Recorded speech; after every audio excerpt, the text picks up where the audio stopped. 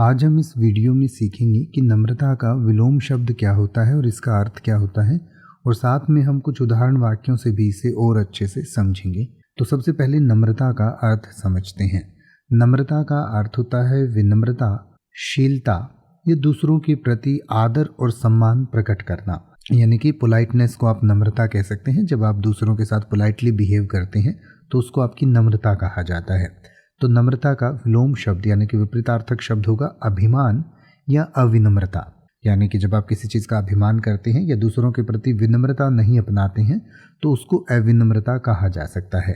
और अभिमान या विनम्रता का अर्थ होता है गर्व, घमंड या खुद को दूसरों से श्रेष्ठ समझना। यानी कि जब हम दूसरों से अपने आप को श्रेष्ठ समझते हैं और दूसरों के प्रति जो है नम्रता का व्यवहार नहीं करते हैं, यानी कि उनके साथ कठोरता से पेश आते हैं या अहंकारपूर्ण जो है व्यवहार करते हैं, तो उसे हम अभिमान या अविनम्रता कहते हैं। तो आइए अब हम नम्रता और अभिमान या विनम्रता को कुछ उदाहरण वाक्यों से समझें। जैसे कि आप ये कह सकते हैं कि उसकी नम्रता ने उसे सभी के बीच प्रिय बना दिया, या फिर आप कह सकते हैं उसके अभिमान के कारण सभी ने उसे नज़रअंदाज कर दिया, या फिर आप कह सकते हैं उसकी बातों में नम्रता थी, या फिर आप कह सकते हैं उसकी बातों में अभिमान था।